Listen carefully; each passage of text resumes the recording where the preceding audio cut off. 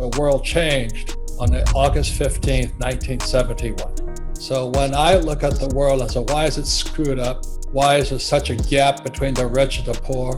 Why is real estate in a bubble? You can trace much of it back to 50 years ago. And in January of 1972, I was on an aircraft carrier in the South China Sea because I missed the announcement that what Nixon did on August 15th. And it changed my life because I'm on this aircraft carrier as a Marine pilot, and I get this letter from Rich Dad via snail mail saying that, hey, Nixon took the dollar off the gold standard. Well, it took me 6 months to get that letter. But anyway, I didn't know what it meant. Back in 1971, for those who may not know it, it was illegal for Americans to own gold because in 1933, FDR took the dollar off the gold standard. He also caused Social Security. FDR really screwed this economy up way back then. So I couldn't own gold. We didn't know what gold was. And that really changed my life. So when I look at what is going on in the economy today, I mean, let me ask this question. How in the world can the CEO of a company borrow money just to jack the price of their stocks? That's criminal. And why is real estate prices so high? And if you want to know why the rich are getting richer, the poor and middle class are getting poorer, our money is fake. That's what's wrong. And anybody saving dollars is a loser right now, and because they keep printing it. So on August 15th, 1971, that is when Nixon closed the gold window. Of course, when he closed it, he said it was just temporary, but it's been 50 years and it hasn't reopened. But what you spoke about FDR in 1933 is true, because that's the year when the government made it illegal for Americans to own monetary gold. So American citizens could not take their Federal Reserve notes back to the Federal Reserve and get real dollars, which were made of gold. All they could do was negotiate, circulate the Federal Reserve notes. But if you were not American, if you lived outside the United States, you were still able to take your Federal Reserve notes to the Federal Reserve and actually get paid the gold that the notes promised to pay. And so that continued up until 1971. And basically what was happening in the late 1960s, early 1970s, was we started to run very big deficits in the 1960s to pay for the war in Vietnam, to pay to go to the moon, to pay for the war on poverty, and all sorts of government programs. They called it guns and butter, and we had both, yet we didn't pay for either. And so we ran these big deficits, and the Federal Reserve was then monetizing the deficits. Now we call it QE. They hadn't thought of that word back then, but that's what they were doing. So the Fed was doing QE to monetize all this government spending. We didn't have the gold, and our foreign creditors were suspicious that we didn't have enough gold to meet our obligations. So they started to show up at the gold window with their Federal Reserve notes asking for the gold. Well, we didn't have enough, and so we ended up defaulting on our obligations, because really Federal Reserve notes were promises to pay gold, and we defaulted on that promise. And so anybody who says the U.S. government has never defaulted on an obligation, that's not true. That was a massive default in 1971. And we've been on this fiat-based monetary system ever since. And I think this system is now on the verge of an implosion. And I think we're going to see this relatively soon, where the dollar now collapses and the world returns to the gold standard just without the dollar. Because when the world was on a dollar standard after Bretton Woods, it was because the dollar was not only backed by gold, but redeemable on demand into gold. And after we defaulted, the dollar lost a lot of value in the 1970s, about 2/3 of its value relative to the Deutsche Mark, the yen, and Swiss franc, but it continued to serve as the reserve, and it's a reserve currency to this day. I think that status is what's in jeopardy. How old were you were you been born yet? Yes, I was born in 1963, so I was 8. I don't think you were watching Bonanza, were you, when Nixon made the announcement?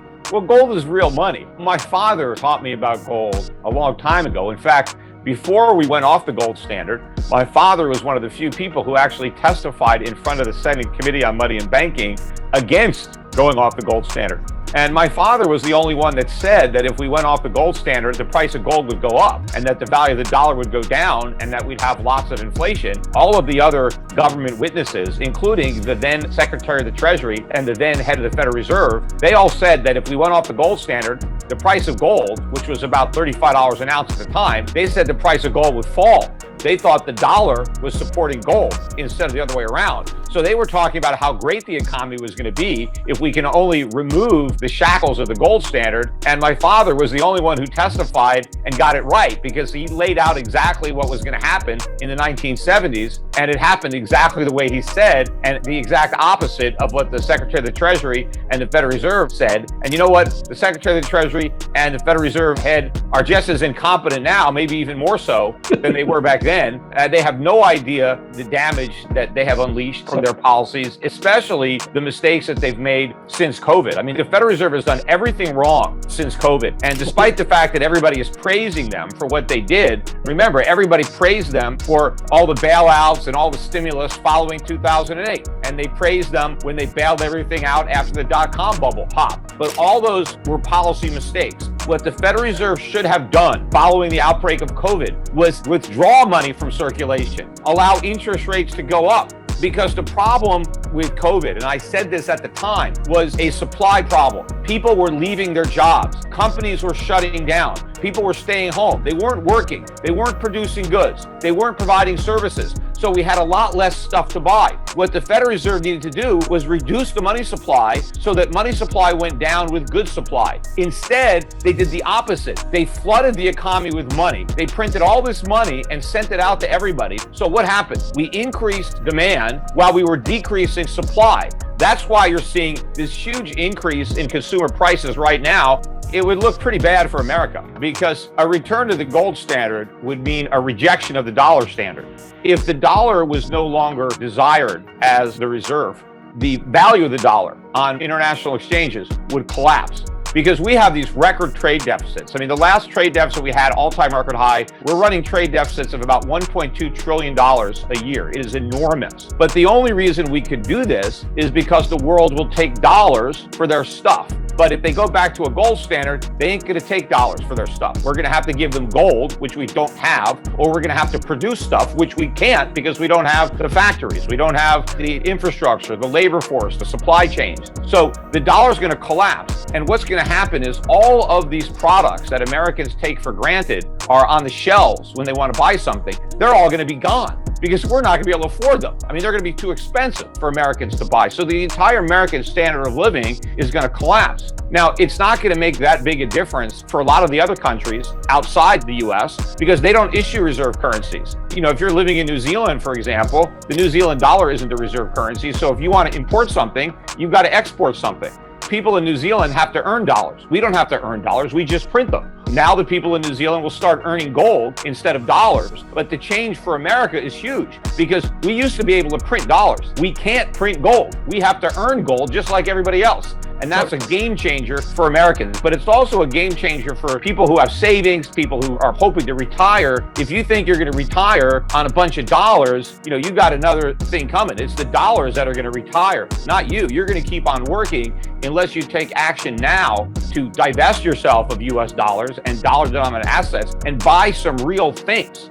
Foreign stocks, property, gold and silver. You got to get out of paper and into actual things that have real value and that can generate real income. The U.S. will come out with a Fed coin in 2024. Now, that could be a rumor, as generally is. It's just forward guidance by the Fed. Bullshit, in other words. Would that solve the problem? That's just going to make the problem worse. That's just going to make it easier for the Federal Reserve to create inflation, because instead of creating paper currency, they just create digital currency. And you have all these lunatics in Washington. They want to use a Fed coin as a way for the Federal Reserve to put money right into the pockets of American citizens. See, they're tired of quantitative easing for Wall Street, where the Federal Reserve prints money so that Wall Street bankers can get rich. They want the Fed to print money so that everybody on Main Street can get rich. But the problem is nobody gets rich by printing money. You're just creating inflation. If there's a crash in that stock market, what's going to happen to the baby boomers? That's the big question. What they have to worry about is not just the crash of the stock market, because that could happen. But what's going to be worse is if the stock market doesn't crash, because the only thing that's going to prevent the stock market from crashing is the dollar crashing instead. And that's even worse if you're planning on retiring. So I think the baby boom is probably screwed either way, unless they act now and completely change their investment portfolios to be prepared for both a stock market crash or a dollar crash. They have to be prepared for either one. but the dollar crash is actually worse. So how will a dollar crash look different than a stock market crash, Peter? Well, in the dollar crash, the stock market goes up, but it doesn't matter that it went up because the value goes down anyway. I mean, go take a look at a chart of the Zimbabwe stock market. That market never crashed. It went straight up. The problem is it didn't go up as much as the Zimbabwe dollar went down.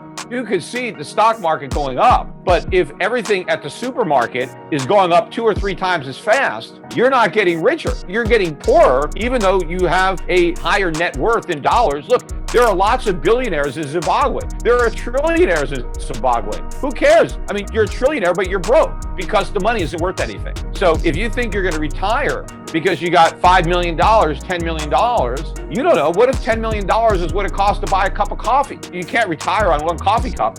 The worst thing you can be in inflation is a creditor.